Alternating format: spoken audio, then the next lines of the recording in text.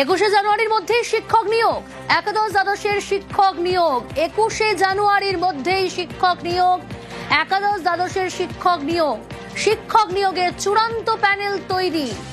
কত পদের জন্য এই প্যানেল তৈরি এসএসসির, কি জানা যাচ্ছে এই বিষয়ে আরো বিস্তারিত জানাবে সোমরাজ রয়েছে আমার সঙ্গে। সোমরাজ, দেখো, একাদশ দ্বাদশের যে শিক্ষক নিয়োগের চূড়ান্ত প্যানেল সেটি প্রকাশ করে দেওয়া হচ্ছে স্কুল সার্ভিস কমিশনের তরফে। ডেডলাইন 21শে জানুয়ারি।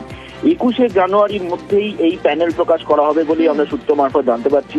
ইতিমধ্যেই রাজ্যের শীর্ষ স্তর থেকে প্যানেল প্রকাশ করার জন্য সবুজ সংকেত পেয়ে গেছে এসএসসি। 12,514টি শূন্যপদ রয়েছে এই একাদশ দ্বাদশের শিক্ষক নিয়োগের।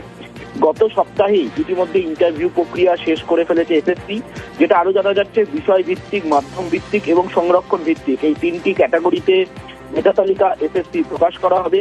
এই মেধা তালিকা প্রকাশের 7 দিনের মধ্যেই এসএসসি কাউন্সিলিং শুরু করবে, অর্থাৎ কে কোন স্কুলে চাকরি করবেন তার জন্য অপশন দেওয়া হবে সকল পরীক্ষার্থীদের মধ্যে থেকে, এবং তারা সেই অপশন তারপর এসএসসির তরফে সুপারিশপত্র দিয়ে দেওয়া হবে।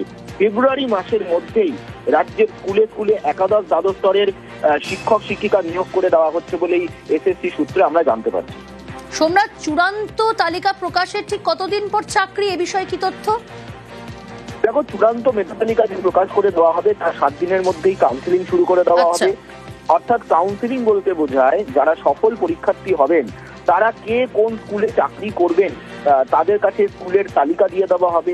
সেই অনুযায়ী প্রার্থীরা তাদের স্কুল পছন্দ করবেন এবং তারপর এসএসসির তরফে রেকমেন্ডেশন লেটার অর্থাৎ সুপারিশপত্র দেওয়া হবে। সেই রেকমেন্ডেশন লেটার পাওয়ার পর তারপর তাদের নিয়োগপত্র দেওয়া হবে।